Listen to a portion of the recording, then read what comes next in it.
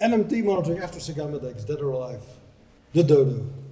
The dodo is an extinct flightless bird endemic to the islands of Mauritius.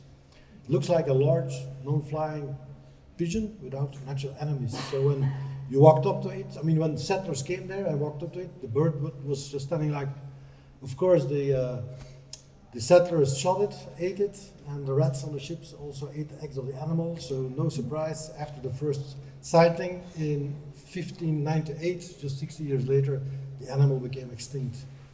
There's many aspects about the bird that remain mysterious.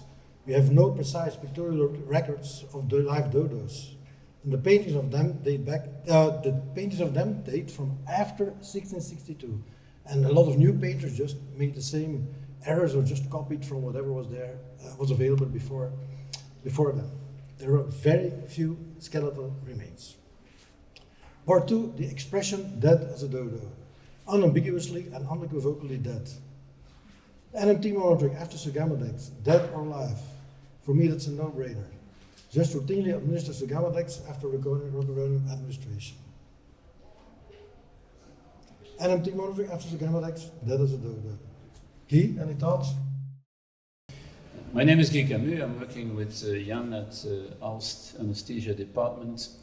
And I am completely stopping neuromuscular transmission monitoring and routinely administer a liberal dose of sugammadex. I love you, Jan, you know that, but not for the next 10 minutes.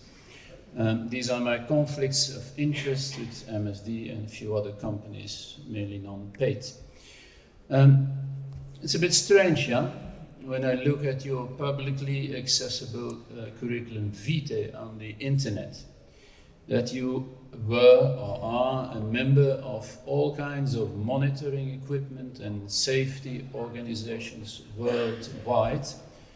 And if I'm not mistaken, still member of the largest anesthesia patient safety foundation, and yet you are proclaiming we should not monitor.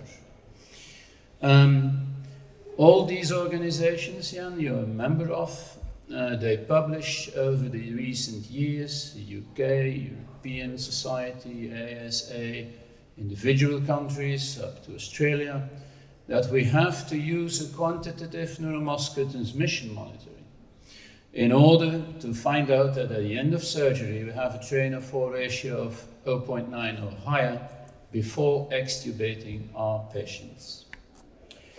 Those who know you a bit better, Jan, I do, I think, they all know that you're fond of Sweden and of the seas over there, and I was told that once you were steering this boat without your monitoring on board, and they could hardly rescue you with that helicopter, otherwise you would not have been here.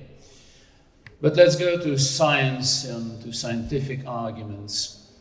When I try to put myself into the minds of those people, and I call them the Jan and the pros, those people who dose sugammadex in the absence of monitoring, I think they rely on 3 possible mechanisms. Or they give every patient a standard, a fixed dose at the end of surgery. And that can be 100 or 200 or 400 milligrams. Or they routinely base on a weight-based dose. They give everyone 2 milligrams per kilogram, 4 milligrams per so on. Or, and purely scientifically speaking, this is correct, they dose on a total molar base. Now, what does this mean? The total molar clearance of all administered rocuronium in the body, wherever that may be, free, complex, renally excreted, already metabolized. It requires 4 milligrams of sugammadex, 3.57 to be exact, to encapsulate, to antagonize 1 milligram of rocuronium. Okay? Good. Let's go to the standard dose, 100 to 4. Okay. This is a study by Thomas Lidowski, who showed that in patients who indeed received 100 or up to 400 milligrams standard at the end of surgery, that still 8% of his patients were residually paralyzed at the end, at residual paralysis. The routine weight-based dose, this is an important study comes from Japan, from Kotake, who showed that indeed when he gave at patients sugammadex, median dose was 2 milligrams per kilogram. The range was between 2 and 5 milligrams per kilogram, huge doses. That yet still 4% of these patients were residually paralyzed. And this is probably even a more important study done by Bodel and published in Anesthesiology end of 2023 and accompanied by a very nice editorial written by Michael Todd with the title "Sugammadex is not a silver bullet." And indeed, what did Bodel was he followed the doses as prescribed by the manufacturer in the guidelines. So that means when you have a tough count of 2 on 4, you have to administer 2 milligrams per kilogram of sugammadex. When you have a tough count of 0, the so-called D block, you have to administer 4 milligrams per kilogram. By doing so, they titrated. And they found that 16% of their patients actually needed more than 2 milligrams per kilogram in case of a moderate blockade. And comparably, that 7% of their patients with the D block required more than the prescribed 4 milligrams per kilogram. So Jan, this is a serious patient safety issue, isn't it? Amit Raval, the Journal of Clinical Anesthesia 2020, pooled 9 studies of patients with D blockade. And they all were administered 4 milligrams per kilogram of sugammadex as prescribed in the guidelines. And after, for example, 10 minutes after administration of sugammadex, yet still 11% of the patients had residual paralysis. Now, how does this come? These doses, as prescribed by the manufacturer, ladies and gentlemen, they come from phase studies. We did quite a lot in our institution as well. They were all done in healthy patients, or in volunteers who are per definition healthy, with a normal renal function and so on and so on. And indeed, sugammadex reversal was fast, reliable, and so on and so on. But these dosing regimens, ladies and gentlemen, they sometimes fail. They fail when repeated or large doses of rocuronium are given, robotic surgery, prostatectomy, some hours work.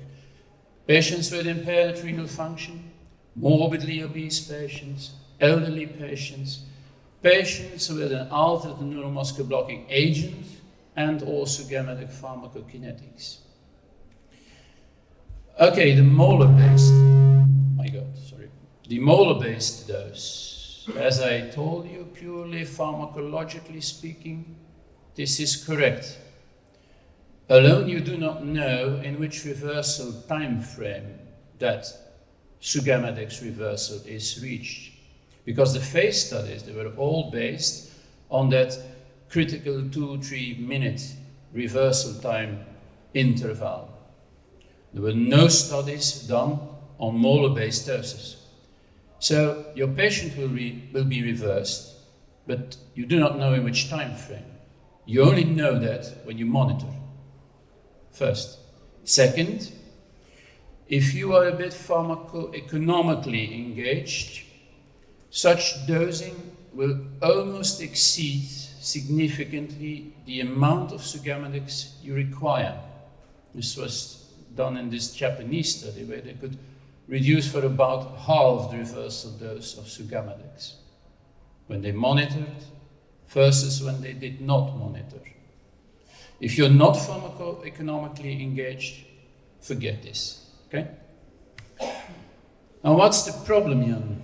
My problem with you is that I do not know how you're going to assess a free airway before tracheal extubation without monitoring your patients.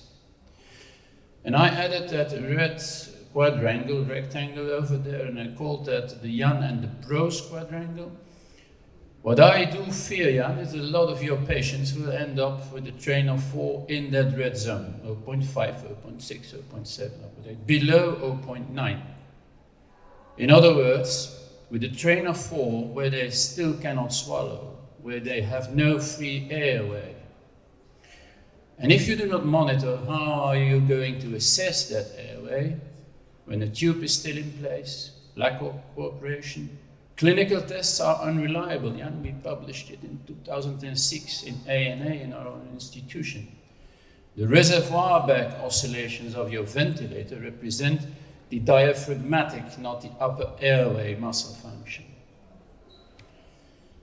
The arguments of the pros, the Jan and the pros, they make no sense. Cost price is an issue to laugh at when you compare it with the total surgical cost. I realize that AMG and KMG based monitors, they require a free removing thumb, and that can be a problem when the arms are tucked along the body and, for example, laparoscopic robotic surgery. But there is a solution. You can go to EMG monitors. And this is something I do not tell, Edwards published it.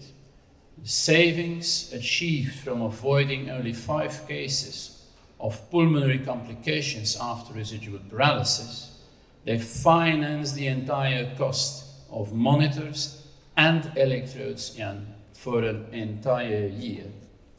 For once, and it does not happen frequently really, for once, Jan is wrong, ladies and gentlemen, because without verification of complete recovery following sugammadex, there remains a degree of uncertainty that you cannot solve with liberal doses of sugammadex.